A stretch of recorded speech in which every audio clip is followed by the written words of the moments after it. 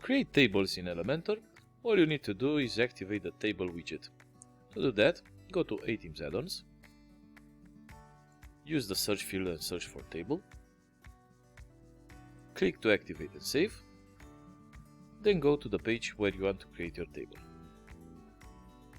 Search for table, here is the widget with our logo here, drag it onto the page, and you'll see a table shows up.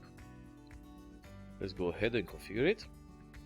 First of all, we're going to have a look at the source section, so you can see the source can be manual or a CSV file. You can upload your CSV file here, you can set the delimiter, and you can decide if the first row should be or not imported as header for your table. If you get any kind of error while trying to upload your CSV file, it's probably because, due to security reasons, WordPress doesn't allow you to import CSV files by default, so you're going to have to install a plugin that extends the allowed file types.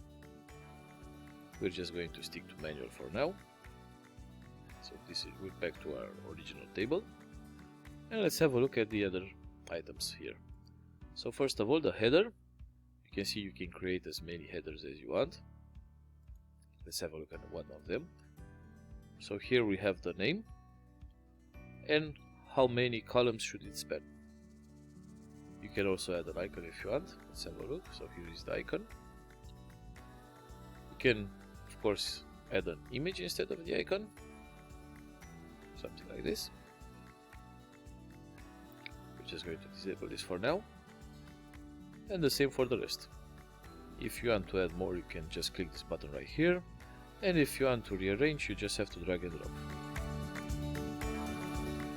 If you don't need a header, you can just disable it completely like this. Moving on to the content section. The logic here is pretty easy. First of all, you add a row. So this is a row. And now all the columns that go into this row. So as you can see, first I have added the row, then text 1 here, text 2, text 3, and text 4. Then I simply start a new row here. So right now, if I want to add a new row, I just click add item, choose the element type, so it can be row or column, but I need a new row. Now after the row, I'm just going to add columns.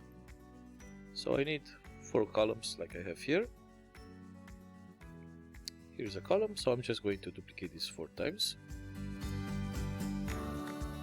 And that's it, I created a new row. Let's have a look at some of the column settings. So first of all, we're going to notice that our content type can be text, which is the default, so the text right here. Here it is. Or it can be icon, image,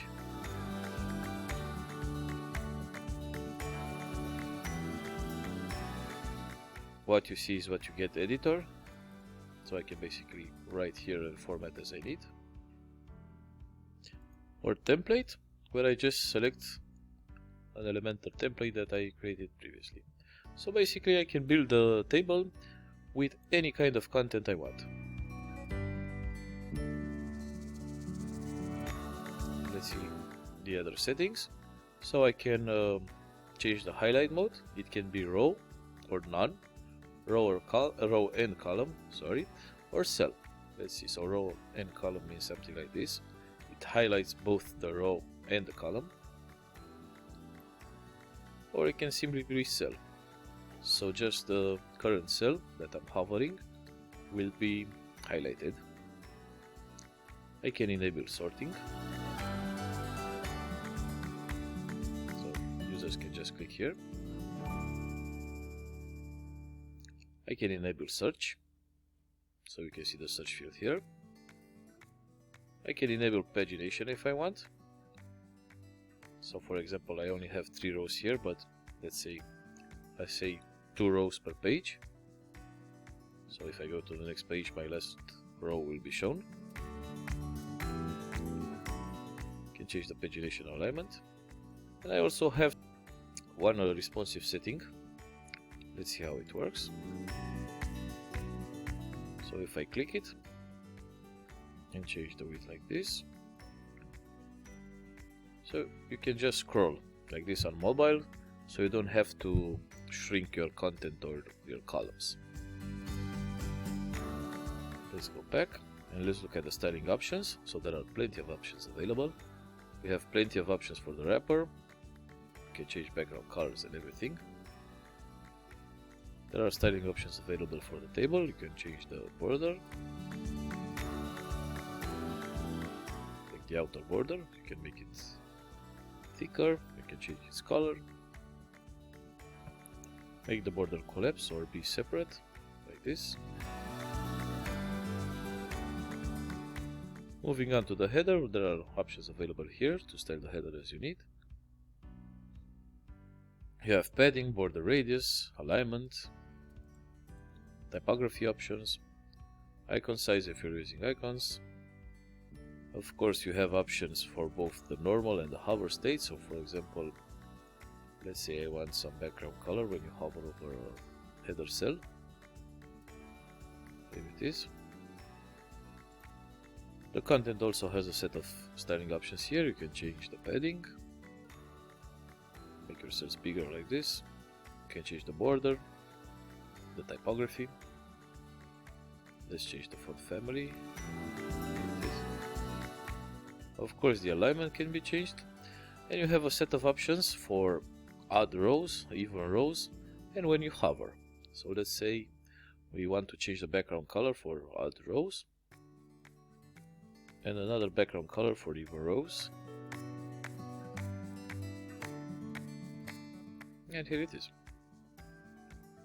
If you're using pagination, you can also have a look at the styling options available for the pagination. You can change the padding, the spacing between elements, and you have a set of options for the normal, hover, and active states. For example, you can have a different color for the active state like this. You can also have a different color for the normal state. Let's say something like this. You can change the padding, make the elements bigger,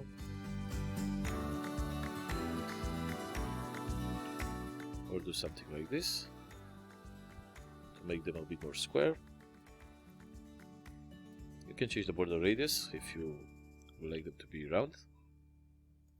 And that's it. Thank you for watching.